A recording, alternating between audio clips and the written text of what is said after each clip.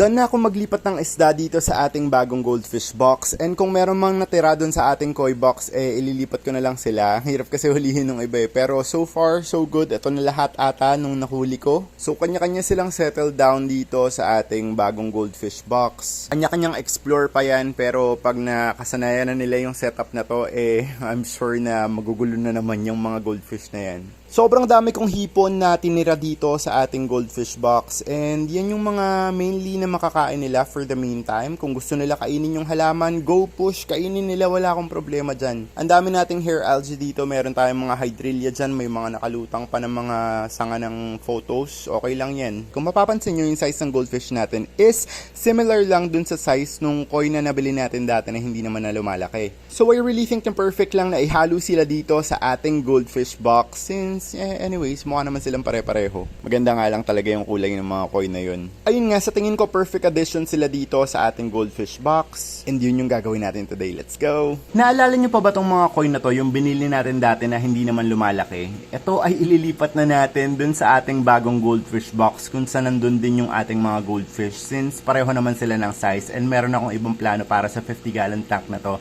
Let's go! Kumuha lang ako ng malaking net and huhulihin na natin itong mga koi na to. Ayan, nagagalit yung mga gliders natin. Oh. Hindi ko nga pala sila mahuli ng sabay-sabay, so hinuli ko na lang yung pinakauna para siyang gold, black, and white. Sobrang ganda nito. Oh. Alam mo kung naging malaking ko ito. Ang perfect nito, grabe. Lipat na natin ito sa pond. Irerekta na natin dito sa pond itong koi na to. Ayan, so, ayan.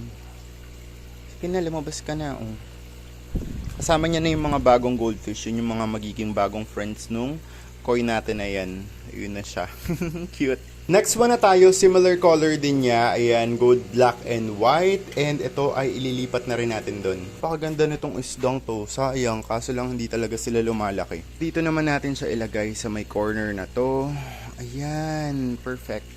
Last but not the least, yung pinakakakaiba sa kanila, mukha siyang killer whale or parang orca, yung black and white. Sobrang ganda nito. Isa to sa mga favorite ko. Sana makahanap ako ng koi na ganito, tapos yung lumalaki. Ayan, ang ganda niya, grabe. Lipat na natin sa pond. Lipat ko rin siya dito sa may same spot na to.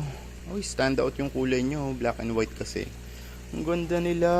Medyo mahirap makita ngayon kasi yung reflection nung sun tumatama dun sa pond. Pero nakita ko na sumasama na sila dun sa ating mga goldfish and perfect na perfect yan para maganda yung pagsasamahan nila dito sa ating bagong pond. Ito na yung magiging setup ng ating dating the red box. Ngayon ay ito na yung bagong goldfish box natin kasi plainly puro goldfish na lang talaga ilalagay ko dito.